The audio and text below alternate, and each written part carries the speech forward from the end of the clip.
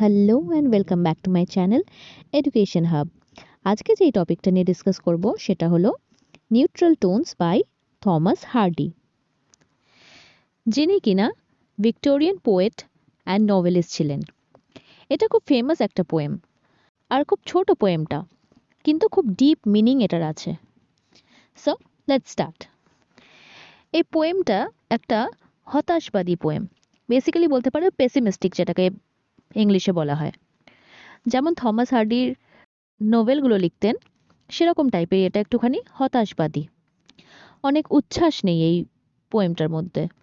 লিখেছিলেন অনেক আগেই, 1867-এ, কিন্তু 1898 অবধি তিনি এটাকে পাবলিশ করাননি।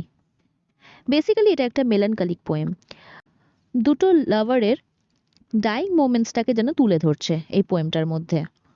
প্রথম লাইনটা হলো, we stood by a pond that winter day. আমরা একটা পন্ডের ধারে দাঁড়িয়েছিলাম। উই মানে লাভার নিজের কথা বলছে, আর তার সঙ্গীর কথা বলছে বা সঙ্গিনীর কথা বলছে। And the sun was white as though children of god. সূর্যটা সাদা ছিল, যেন মনে হচ্ছে ফ্যাকাশে হয়ে গেছিল, ভগবান হয়তো তাকে বকাবকি করেছিল। And a few leaves lay on the starving sod. Sod মানে হলো আমাদের জমির যে প্রথম যে ওপরে যে লেয়ারটা হয় সেটাকে বলা হয় সড। স্টাভিং মানে তো আশা করি তোমরা জানো, স্টাভিং মানে হলো ক্ষুধার্ত। তো এই লাইনটার মানে হলো যে কিছু পাতা মেঝেতে পড়েছিল বা জমিতে পড়েছিল। নেক্সট লাইন হলো, they had fallen from an ash and were grey. আর পাতাগুলো পড়ে ওটা অ্যাশের মতো মানে ছাইয়ের মতো হয়ে গেছিল, তাই গ্রে কালারের ছিল। Your eyes and me were as eyes that rove over tedious riddles of years ago. তোমার চোখগুলো এমনভাবে ছিল যেন মনে হচ্ছে কোনো রিডলস আমি সলভ করতে পারছি না অনেক বছর ধরে। কোনো ধাঁধা, রিডলস মানে কোনো ধাঁধা যেন আমি সলভ করতে পারছি না, তোমার চোখগুলো এমনভাবে আমার উপরে ছিল।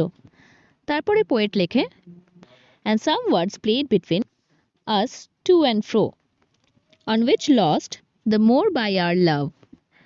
মানে আমাদের কথার যে টপিকটা সেটা কি নিয়ে ডিল করছে, যে আমাদের যে ব্রেকআপটা হয়েছে, এটা একটা হার্ট ব্রোকেন টাইপের একটা পোয়েম। তো ব্রেকআপ টাইপের হয়েছে, তো এতে কারই বা লাভ হয়েছে। তারপরে লেখক লেখেন, the smile on your mouth was the deadest thing alive enough to have strength to die. মানে তোমার ঠোঁটে যে হাসিটা তখন ছিল সেটা যেন একদম মরে গেছিল, সেটার মধ্যে কোনো স্বতঃস্ফূর্ত ভাব ছিল না, যেন মনে হচ্ছিল হাসিটার মধ্যে হয়তো শেষটুকু প্রাণটা বেঁচে আছে, কিছুক্ষণ পরেই হয়তো মরে যাবে হাসিটা, আর হয়তো দেখা যাবে না হাসিটাকে।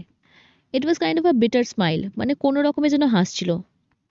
And a grin of bitterness swept thereby like an ominous bird a wing. এই লাইনগুলোতে স্পিকার তার লাভারের যে হাসিটা আছে সেটা কম্পেয়ার করছে একটা পাখির সাথে। অ্যাকর্ডিং টু দ্য পোয়েট, তার লাভারের স্মাইলটা যেন মনে হচ্ছিল কোনো পাখি যে ওড়ার জন্য একদম রেডি হয়ে আছে, ঠিক সেরকম টাইপের। Since then keen lesson that love deceives and rings with wrong have shaped to me. তো লেখক বলে যে আমি এখন বুঝতে পেরে গেছি যে তখনকার একটা দিন ছিল আর এখনকার একটা দিন, যে লেখক বলতে চাইছেন যে ভালোবাসা একটা ভালো জিনিস নয়, খুবই খারাপ একটা জিনিস, যাতে কোনো লাভ হয় না বরঞ্চ লোকসানটাই বেশি হয়। লাস্ট দুটো লাইনে লেখক লেখেন, your face and the god gods sun and a tree and a pond edged with greyish leaves. তো লেখক বলছে যে এই সব জিনিসগুলো আমাকে তোমার কথা মনে করিয়ে দেয়, ওই দিনগুলোর কথা মনে করিয়ে দেয় যে যখন আমি তোমার সাথে ছিলাম। তো এই ছিল পোয়েমটা। তোমাদের যদি ভালো লেগে থাকে তাহলে লাইক, শেয়ার অ্যান্ড সাবস্ক্রাইব করে দিও আমার চ্যানেলটাকে। তো দেখা হচ্ছে নেক্সট ভিডিওতে। টাটা।